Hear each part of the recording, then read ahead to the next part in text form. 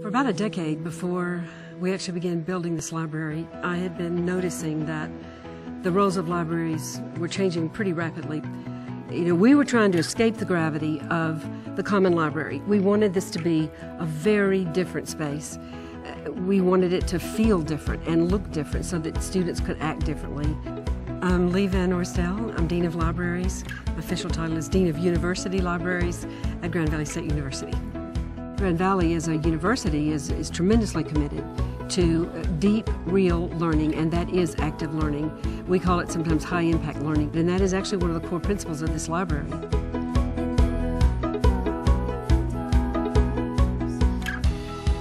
We tried to turn completely inside out the notion of not thinking, what do you need to do in an academic library to make a student comfortable, but ask just very boldly, what do students need to be doing? And then create the space where they could do it, and it just happens to be a library. There wasn't a body of literature per se about how do you make a library totally different for today. But what we did do was work with Steelcase. We knew that we wanted to be sure that we understood student behaviors as well as we could. We watched how much space they took, we watched their postures, we watched the way they interacted with one another or not.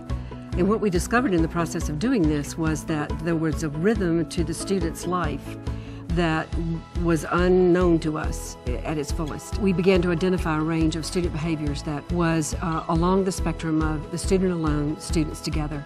When they really are heads down on a project or a test or some other creative endeavor, they often expect and demand almost total silence and stillness. So at one end of the spectrum, we looked at spaces that would be almost monk-like cells. On the other end of the spectrum, and the thing that I think makes our library different from other libraries, is that we elevated the concept of noise to an art. I felt like from the beginning that the other end of that alone together spectrum is, let's be really together. Let's just not be together with my group, let me be together with other groups doing similar things, so that students work in an environment that simulates real life environments. I really think if we hadn't had the furnishings we have in this building, we could not have elevated this environment into something new. If we had a single defining concept, it would be the knowledge market.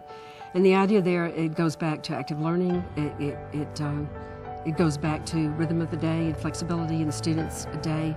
Most importantly of all, it reduces the threshold that's required of a student to engage more deeply with expert help.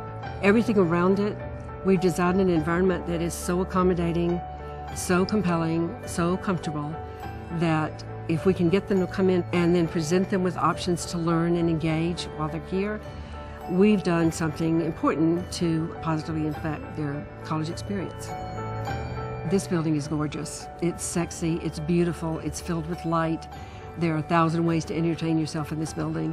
But if it doesn't ultimately make a difference in the way students perform, it's not impactful.